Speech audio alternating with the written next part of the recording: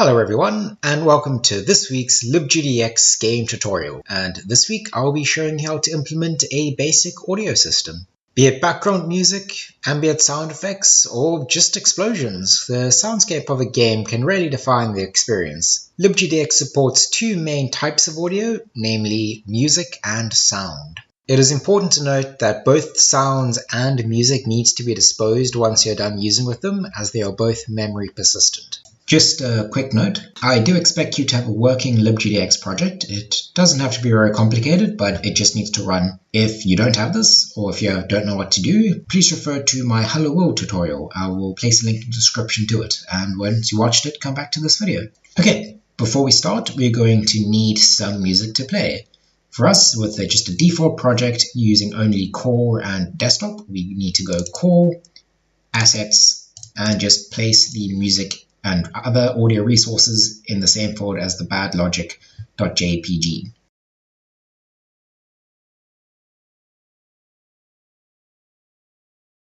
Okay, now let's get to coding. So firstly, we're going to need to declare the variable that will store our background music. And the variable type is music. And let's just call it bgmusic. Now to import the class, make sure you've imported com.badlogic.gdx.audio.music. Once the variable has been declared, we need to initialize it. To do this, we go bgmusic equals new, or equals, sorry, not new, gdx.audio.newmusic. Now the new music method accepts a file handler parameter. Because we place our audio assets into the internal assets folder, we can reference them using the built-in libGDX internal file system. To gain access to that, we go gdx.files.internal and pass in the file path to our audio asset. For us, that will be bgmusic.mp3. And as I previously said, we need to dispose of these assets. So in the dispose method, we're going to want to go bgmusic.dispose. Now, let's just test this out for a bit. So when we create the scene, let's just play the music to see if it plays. Now, if this works as expected, we should start hearing the music. And there we go. Points to anyone who can recognize the song. Okay, so now let's not have it play when we create the scene, but rather have it play and pause when we press spacebar. So if gdx.input.is key just pressed keys.space, let's do set if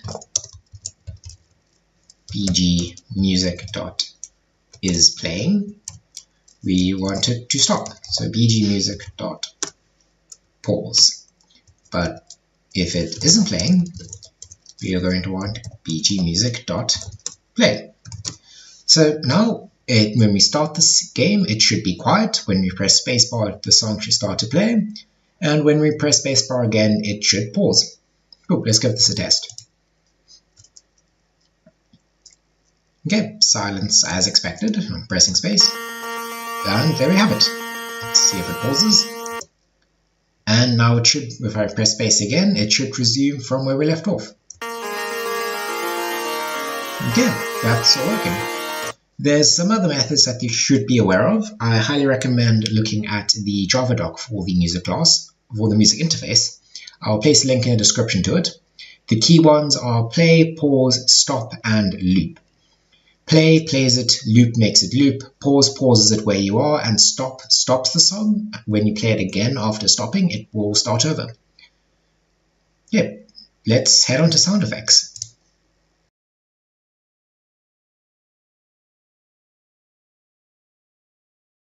Okay, now on to sound effects.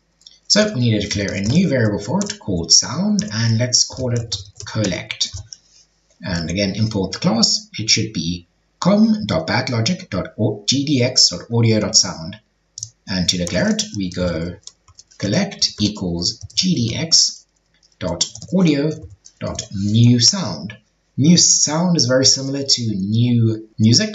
It accepts a file handler. We need to use the internal file handler again. So gdx.files.internal and then the path to the sound effect. Okay, so let's just shuffle this around a bit. I want the background music to play when the scene opens. And when we press spacebar, I want the sound effect to play.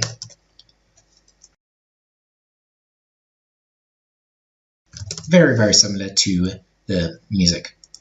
Okay, now let's give that a test. Oh, before we get to that, we need to remember to dispose of collect when we close the frame. And there we go. Background music's playing, and when I press spacebar, we should hear the collection sound effect.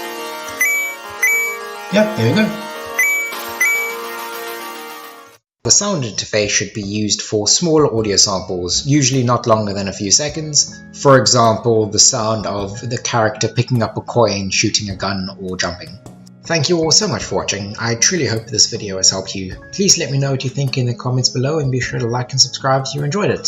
And I'll see you all next time.